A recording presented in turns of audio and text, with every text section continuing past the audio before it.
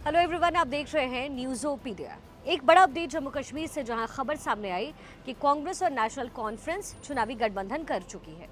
दरअसल कांग्रेस अध्यक्ष मल्लिकार्जुन खड़गे और नेता विपक्ष राहुल गांधी जो हैं, खुद कश्मीर में इस समय है, जहां उन्होंने फारूक अब्दुल्ला की नेशनल कॉन्फ्रेंस के साथ गठबंधन का फैसला कर लिया है। जाहिर है कि इस गठबंधन के बाद अब कांग्रेस पर जो है आर्टिकल 370 को लेकर के अपना रुख साफ करने का दबाव होगा।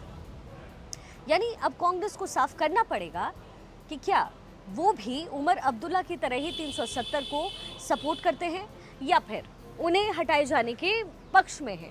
ये अहम सवाल है। अब जाहिर है कि कांग्रेस के लिए ये जवाब आसान नहीं है। क्यों?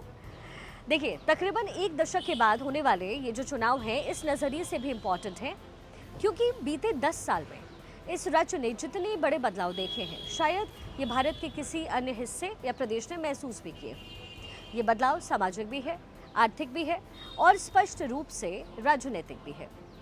और इन बदलाव की सबसे बड़ी वजह है आर्टिकल 370 का रद्द हो जाना, है ना। संविधान का वो विवादित अनुच्छेद जिसकी वजह से जम्मू कश्मीर को एक स्पेशल स्टेटस हमेशा से हासिल था, और इस अनुच्छेद की आड़ में ही जम्मू कश्मीर में भारत के कई कानून हैं, संविधान के कई हिस्से तक लागू नहीं होने दिए गए और इसमें कई मौलिक अधिकार भी शामिल थे। हालांकि 5 अगस्त 2019 को केंद्र की मोदी सरकार ने फिर इसे निरस्त किया, लेकिन तब से लेकर के अब तक कांग्रेस ने इसे लेकर के अपना स्टैंड क्लियर नहीं किया है और वो इसे लेकर के बीच का रास्ता अख्तियार कर रही है।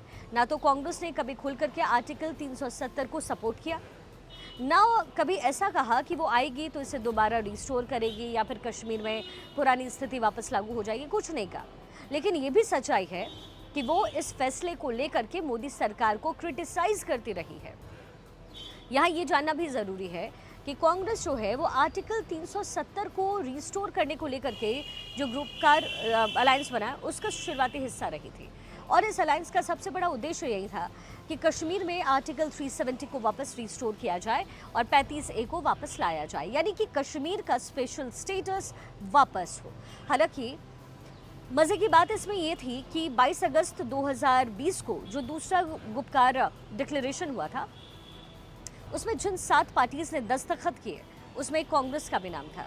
हालांकि बाद में कांग्रेस जो है वो उससे मुकर जाती है और ख़ुद को गुपकार अलायंस से अलग कर लेती है। लेकिन अब जब कांग्रेस जम्मू कश्मीर चुनाव के लिए नेशनल कॉन्फ्रेंस के साथ गठबंधन को तैयार हो चुकी है, तो फिर अब सवाल उठ रहे हैं। बहुत सारे सवाल हैं। तो इसमें अहम सवाल ये उठता है कि क्या कांग्रेस जो पुरानी स्थिति थी उसमें वहाँ की जनता को लौटाना चाहती है।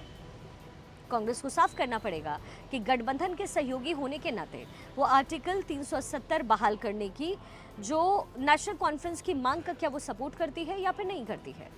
यानी अब कांग्रेस के सामने एक तरफ कुआं है तो दूसरी तरफ है खाई, क्योंकि अगर वो कश्मीर के मुस्लिम वोटर्स को लुभाने के लिए आर्टिकल 370 को सपोर्ट करती है तो हिंदू बहुल जो जम्मू के वोटर्स हैं वो नाराज़ होंगे और वहाँ 43 सीटें हैं। इसके साथ ही बीजेपी इसे पूरे देश भर में मुद्दा बनाएगी और कांग्रेस को एंटी नेशनलिस्ट पार्टी का टैग देगी, वो अलग बात हो जाएगी।